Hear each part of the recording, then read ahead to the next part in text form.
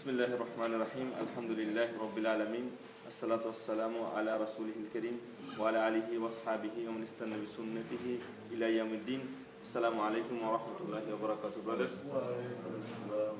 Brothers, we used to do the seerah of our Prophet Muhammad sallallahu alaihi wasallam on every Sunday after the Fajr, and with the blessings of Allah subhanahu wa ta'ala that we have come to the end of the seerah of our Prophet Muhammad sallallahu alaihi wasallam a few weeks back, and now that we are planning to start this new series of talk, 40 hadiths of Imam An-Nawabi, which we already started before, actually a few months before, but because of the other the timing issues and everything, we stopped it. We spent like almost 10 weeks actually. We spent 10 weeks on this topic, and we had like 2 hadiths, completed 2 hadiths, the first 2 hadiths. So today, just to refresh my memory and all of our memory, inshallah ta'ala, we'll go through those 2 hadiths very quickly. What are the hadiths and what did we do with those hadiths, and what are the things that we came to know about these first 2 hadiths of the Imam An-Nawawi's 40 hadiths of this series. So inshallah ta'ala, I'll try to do it as quickly as possible because it's just a review. Before I start, can anyone tell me the 2 hadiths, not like word by word? Anybody remember the first hadith?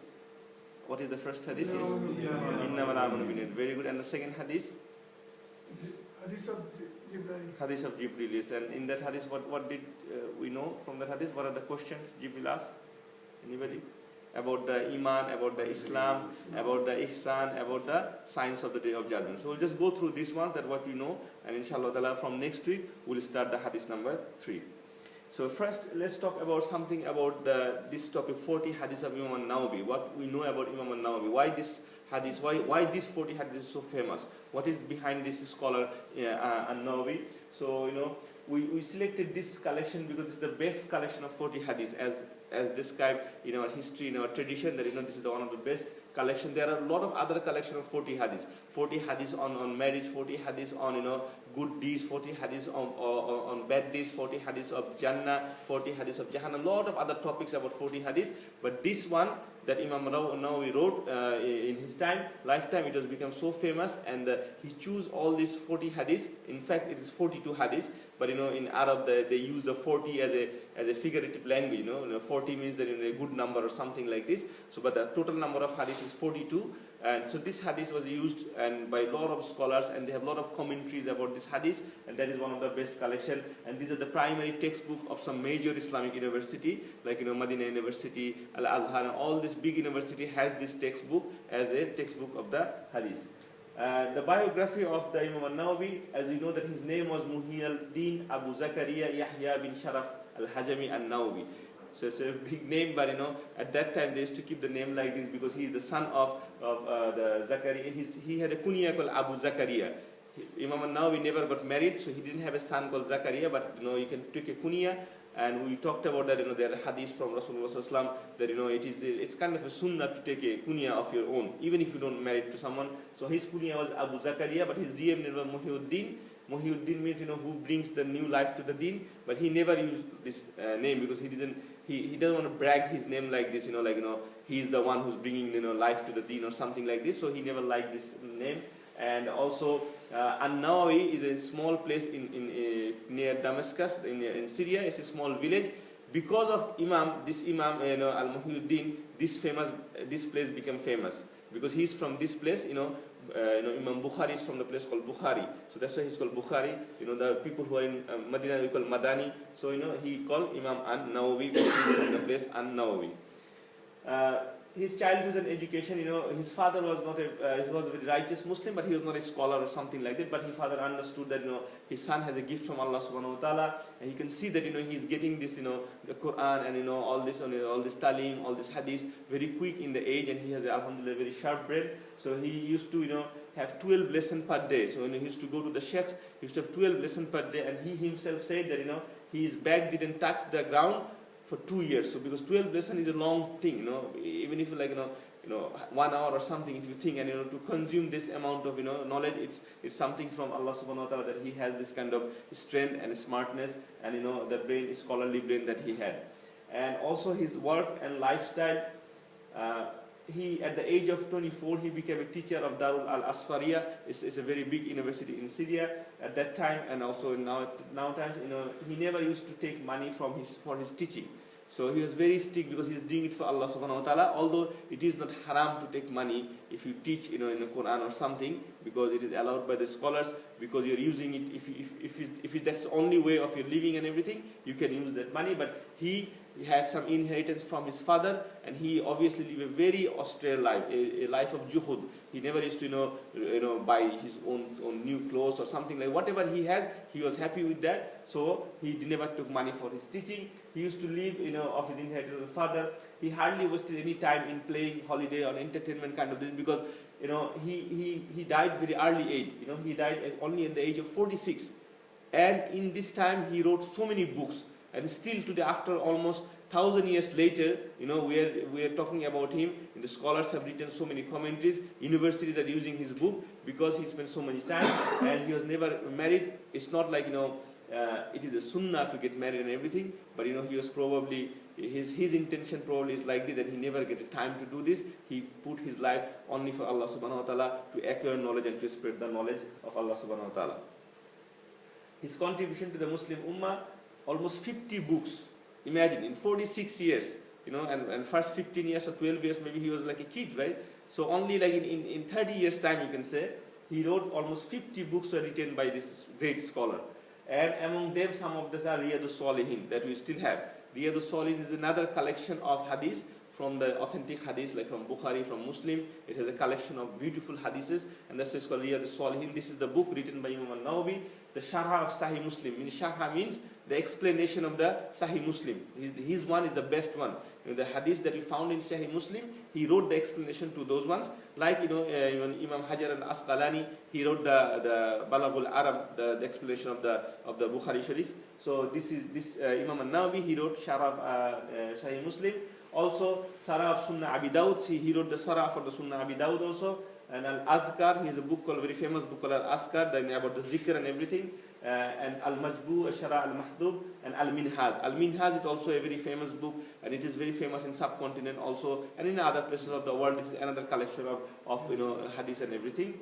And also his Shara Muslim is standard textbook for the study of hadith, while Al-Minhaj is used for the study of fiqh. So Al-Minhaj is more about the fiqh, and another book is used also in the universities all around the world. Now, a quick talk about the hadith. We had this talk, a long talk about this one. There are sahih hadith and weak hadith, and we heard this all the time in our daily life, in our halakas, that this hadith is sahih, this hadith is weak, and this and that. So, what are the opinions of the scholars? And we talked about in details. So, I'll tell you that there are 3 opinions about the weak hadith.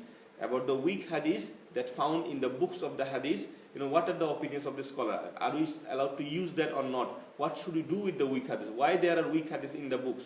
What is the benefit for this one? The first opinion out of these 3 opinions is that it is not allowed neither narrating or actioning upon this. And this is the opinion of Imam Muslim, the writer of the Sahih Muslim, Imam Bukhari, Imam Yahya, Imam Shawkani, Sheikh Nasruddin al-Albani. Sheikh Nasruddin al-Albani is a current time scholar. He passed away during the 70s. He was the president, the vice president, and vice principal of the Madinah University. And in our time, he's the only muhaddis who wrote the Sahih of lot of books. So he go through the books, and he has his own Sahih for Abu Dawud, Sunan al-Nisai, all these things. So he is a very good scholar and a very renowned scholar, a teacher of a lot of great sheikh that we hear now in the YouTube. He was the teacher of this sheikh. So all these people, they said, Allah subhanahu wa ta'ala preserved the hadith such a way. We have enough sahih hadith on every matter. We have enough sahih hadith on every matter. So we don't need to take any weak hadith on any occasion for any action. So according to them, it is not allowed to narrate also. It is not allowed to action upon them also. The second opinion is that it is completely allowed in all sectors of condition, with all condition, in all sectors with condition. So it is allowed with some condition, that is by Imam Ahmed, Imam Abu Dawud, Imam Abu Hanifa, and Imam Malik. So they are saying no, we can still use and we can narrate weak hadith, but there are some conditions. What are the conditions? There is a sahih hadith on a topic, and the weak hadith is also on the same topic. So you have a few weak hadith, but you have a sahih hadith on the same topic to support those weak hadiths. In that case, you can narrate those hadiths or maybe action on those hadiths because it is related, it has a ayah about this, a surah or a tafsir or another sahih hadith on this. So these are and there are some other extreme conditions, so we're not going to go into this, but these imams and these scholars, they said it is allowed with some conditions. And another one is that it is allowed if only about the good deeds. So weak hadith, if it is not about action, it is only about rewards and good deeds, then it is allowed, and it is the opinion of majority of the scholar of our time and also in the past, and Imam Nawawi is one of them. For example, like the surah, Suratul Hashr, the last few ayah where Allah has all the names there, Allah all this, I think 10 or 11 names there in the Hashr. So there is a hadith, it's a weak hadith, that if you recite this one in the evening in the Maghrib prayer or Isha prayer, something like this, then you have 70 angels are making dua for you, all these things. This is a weak hadith, but if you recite, there's no harm, because if you recite Quran anyway, you have blessings for that. There's nothing problem, and it is not an action thing, it is for the good deeds, good rewards. So in this kind of hadith, you can use a weak hadith, but the condition is, whenever you narrate this hadith, you must tell the people that this hadith is not authentic. This is a weak hadith, and this is based on the amal of the rewards, so that's why I'm narrating to you. So if you are an imam or if you are in a gathering with your friends or family, you are telling a weak hadith, you must have the knowledge that it is a weak hadith. And you tell them this is a weak hadith, but according to Imam, we can use it because of this condition. So that is the things about the hadith, the weak hadith, and how we can use and use not this one. Now we'll talk about the first hadith. As you all know, the innamal amanu binniyati, and this hadith is narrated by Umar ibn al-Khattab. He said, I heard Rasulullah sallallahu alaihi wasallam saying, the reward of this depends upon the intention, and every person will get the reward according to what he was intended. So whoever immigrated for worldly benefits, for worldly benefits, or for a woman to marry, his immigration was for what he immigrated for. So this was the hadith, and this is the first hadith. So this hadith has some, where we find this hadith? We find this hadith in number 1 hadith in Sahih al-Bukhari. So this is the first hadith that Imam Bukhari collected and put this one. This is the first hadith of Imam Nawawi's book, the 40 hadiths of Imam Nawawi, the one that we are talking about, that is the first hadith. This is also found in the number 1 hadith in Riyadh al-Salihin, the other book by Imam Nawawi. This is also the hadith found in Sahih al-Muslim. If you found a Sahih hadith in Bukhari and in Muslim, we call this hadith muttafaq alayh. Meaning this hadith is both described by in both Sahih books like Bukhari and Muslim. If you find a hadith like this, it's called muttafaq alayh, meaning it is strongly authentic, no doubt about it. So about the chains and everything. And also other 90 other books of hadith has this hadith as the one thing. Only one exception, that Imam Malik's Muwatta doesn't have this hadith, but Imam Malik's Muwatta had a lot of versions, meaning his students went to different part of the world and they memorized the Muwatta and they wrote the Muwatta. So one of the versions, the Yemeni version of the Muwatta also has this hadith, but the main Muwatta didn't have this hadith. So maybe it didn't get to him or something, he missed out, or whatever happened, Allah knows the best. But one version of the Imam Malik's Muwatta also has this hadith. Now what is this hadith about? Before that, actually, the comments of the scholar about this hadith, that Ibn Hajar al-Asqalani said this hadith is the 1/3 of all knowledge. Whatever knowledge we gather from Islamic Sharia, 1/3 of knowledge is from this hadith, because it is it's such a major hadith if you discuss this one. And Imam Shafi said this hadith enters into the 70 chapters of all fiqh. So it means like 70 chapters. 70 here also means like not exactly 70, meaning like a great number. So any kind of fiqh issue you talk about, this hadith has the baseline. This is one of the standard hadiths. You have to use that hadith in this kind of case. Imam Ahmed said, Islam revolves around 3 hadiths, and this is one of that hadiths. There are other 2 hadiths also in this 40 collection. When we come to them, we'll talk about them, inshallah ta'ala. So what is this hadith about? It's very simple. It is about the iman has 3 components. We have our statement on the tongue, action of the limbs, intention in the heart. So this hadith is only about the intention. Intention is controller of the tongue and the limbs. So although iman has 3 things, but our intention is the main thing that control our action, that control our limbs, that control our tongues and everything. Intention can be multiple rewards on a single action. So we talked about all these things. Like you come to the masjid, you don't have wudu, so you go to the wudu. Once you do the wudu, you come and you do 2 rakah. You can have the intention of do the 2 rakah for the wudu. Also, you can have the 2 rakah for tahiyatul masjid. or if you are in the Fajr prayer, you can do the same intention, and in one intention you pray two rakah, but your intention is three things, something like this. So you have multiple rewards for the intention and everything. And also the statement and actions are limited, but unlike intention, meaning the statement that you say with your tongue and the action that you do, they are limited thing. We can only do enough action, meaning enough nafil prayers or enough Ramadan, enough fasting, all these things. There's a limitation of this. But for intention, there's no limitation. You can have intention, oh Allah, if I have $2 billion, like Bill Gates or something, I will give everything in a charity. And if you're really sincere about the intention, you will get the reward, inshallah ta'ala. Because you had the intention, whether you get the money or not. Because you had a sincere intention and Allah knows your heart, so it is unlimited. You can have a lot of intention, oh Allah, I'll give money to the poor people, so I can give money to 1,000 people, though they can do Hajj and everything if you have money. So all this sincere intention have multiple rewards of thing. And also, another example we said about the intention, one of the Salaf asked one of the scholars that if a kafir died in the age of 70 years, if a kafir died in 70 years, why he has been punished for the hellfire for all life long? He was kufur, he did kufur for 70 years. Out of 70 years, maybe 10, 15 years he was a kid, he didn't understand, no sin was recorded. So he did kufur maybe 50 years, 55, 60 years. So why Allah punishing him for the whole entire life? He's had only 70 years. If you did kufur for 70 years, you should have 70 years. But then, the scholars say no, because his intention was to live like this. If Allah would have given him 700 years, he would have been kufur like this. So 700 years. So because of this intention, he will be hellfire, because his intention was I will be kufur like all life long. He never had intention to become a Muslim or something. Because of that, based on his intention, Allah give him punishment in the hellfire for the eternity. So that is one kind of example of the intention, that's like an evil intention or something like this. And also we talked about the place of intention is in the heart. In our Sharia, all action we do, we have intention in the heart. We don't have to verbalize the intention except for one place. That is in the Hajj. When you go to Hajj, you would say your intention, labbaik Allahumma Hajj, labbaik Allahumma Umrah. You say it loudly with your group and everything. But other than that, everything for the prayer, for the wudu, for all other action, for the zakah, for the Ramadan, you don't need to say it verbally. You just say, I'm doing this way. So you know it, that what you are doing. So that is the intention in the place in the heart.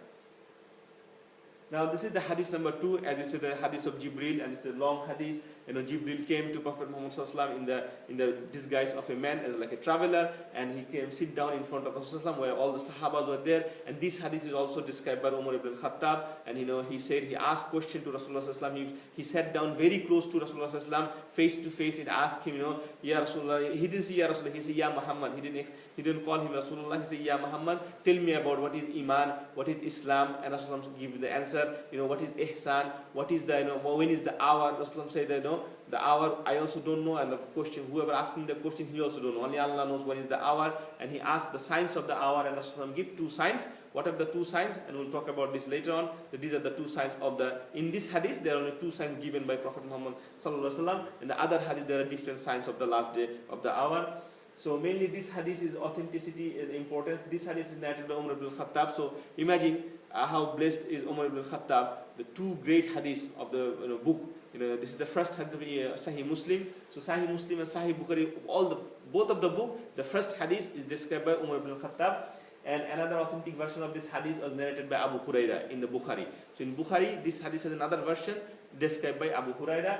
This hadith is the first hadith of Sahih Muslim. It is also Sunan al-Tirmidhi in Abu Dawud, An-Nisai, Muslim ibn Ahmad, Ibn Majah. All these books also have this hadith. And this hadith is known as the hadith of Jibril because it is Jibril came here and all these things and everything. And also this is an important thing. This hadith is called Ummus Sunnah. Like Surah Fatiha is called Ummul Kitab, this hadith is called Ummus Sunnah. Why? Because if you go through the hadith as we went through for the 5 weeks on this hadith, the main basic things of Islam. What is Islam? What are the pillars of Islam? What is Iman? The pillar of Iman. All these things. So from all these things we do our actions and everything. So that's why this is called the Ummus Sunnah.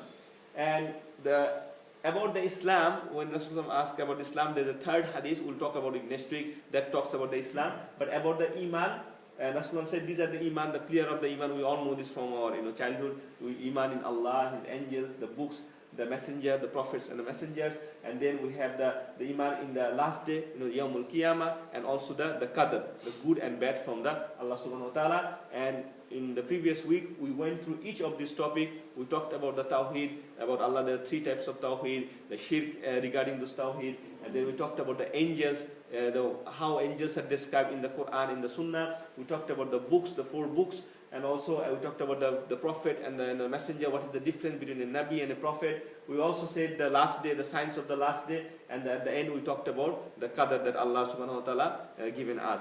So inshallah ta'ala we'll finish it here. Next week we'll start with